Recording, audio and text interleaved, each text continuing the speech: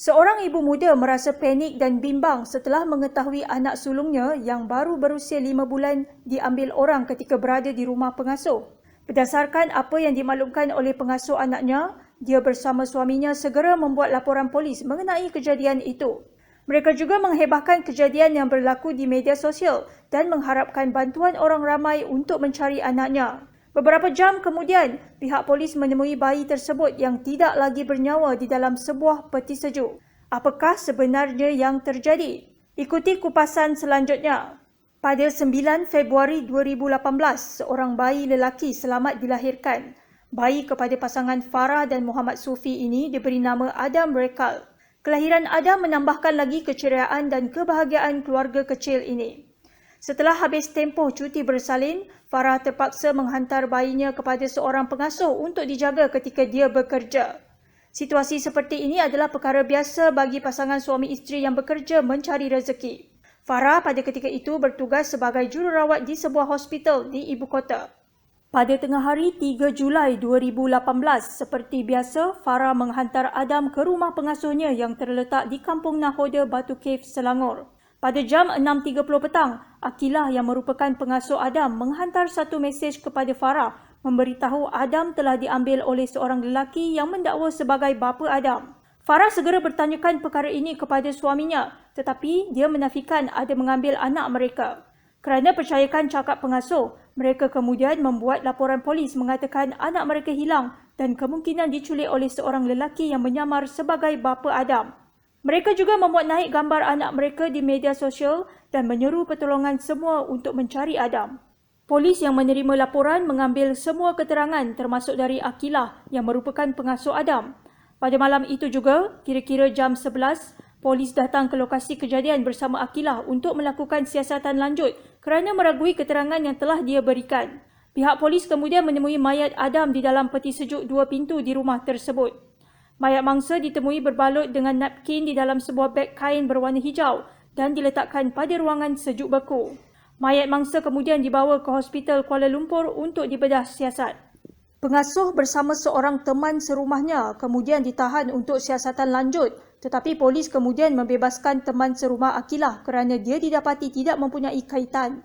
Kes ini disiasat di bawah Seksyen 302 Kanun Keseksaan yang mana jika disabitkan kesalahan, boleh dikenakan hukuman gantung sampai mati. Bagaimanapun, selepas selesai siasatan polis dan pihak-pihak yang berkaitan, kes ini diklasifikasikan semula dan disiasat di bawah Seksyen 31 Akta Kanak-Kanak 2001 yang boleh dikenakan hukuman penjara maksimum 20 tahun atau denda atau kedua-duanya sekali.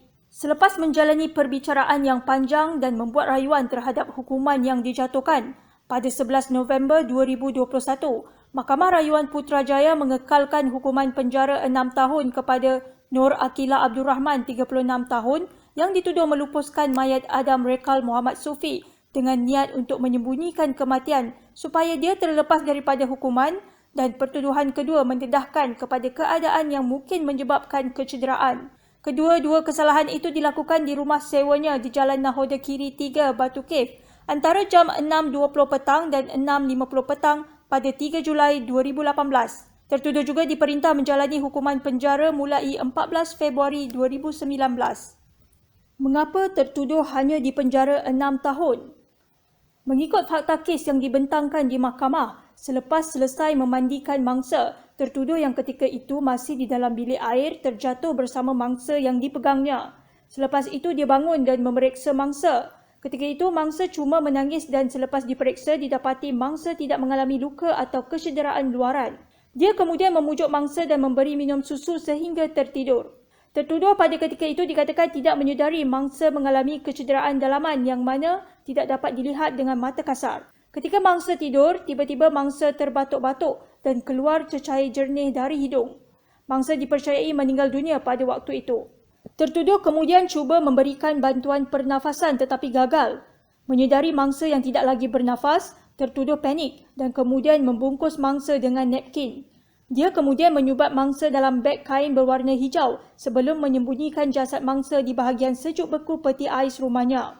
Dia kemudian menghubungi ibu mangsa dan menipu mengatakan mangsa diambil oleh seorang lelaki yang mendakwa sebagai bapa mangsa. Selepas diambil keterangan oleh pihak polis, Tertuduh merasa bersalah dan sedar akan kesalahannya. Dia kemudian pergi semula ke balai polis untuk menyerah diri dan menceritakan kejadian yang sebenar. Pada malam itu juga, tertuduh membawa polis ke lokasi kejadian dan menunjukkan peti sejuk yang digunakan untuk menyembunyikan jasad mangsa. Keputusan bedah siasat mendapati mangsa mati akibat kecederaan dalaman. Atas faktor inilah, pihak pendakwaan meminda pertuduhan daripada menganiaya hingga menyebabkan kecederaan kepada mendedahkan kepada keadaan yang mungkin menyebabkan kecederaan. Kedua-dua ayat tersebut mempunyai maksud yang berbeza dan pertuduhan yang dipinda adalah selari dengan fakta kes. Elemen asas pertuduhan bukanlah membunuh atau menyebabkan kematian, tetapi menyebabkan kecederaan. Ini adalah kerana tertuduh tidak membuat tindakan aktif untuk membunuh mangsa, tetapi apa yang berlaku ialah satu insiden kemalangan ketika tertuduh dan mangsa yang dipegang terjatuh di bilik air kerana lantai yang licin. Satu lagi pertuduhan iaitu melupuskan dengan niat untuk menyembunyikan kematian supaya dia terlepas daripada hukuman dikekalkan. Tertuduh kini menjalani hukuman penjara selama 6 tahun bermula pada 14 Februari 2019. Tertuduh juga turut didenda sebanyak RM10,000 dan diperintahkan menjalani khidmat masyarakat selama 200 jam. Al-Fatihah untuk anak syurga adik Adam Rekal Muhammad Sufi. Semoga dipertemukan dengan kedua ibu bapamu di syurga nanti. Subscribe channel Detektif Mina untuk mengikuti kisah-kisah lain yang menarik selepas ini. Sekian, terima kasih.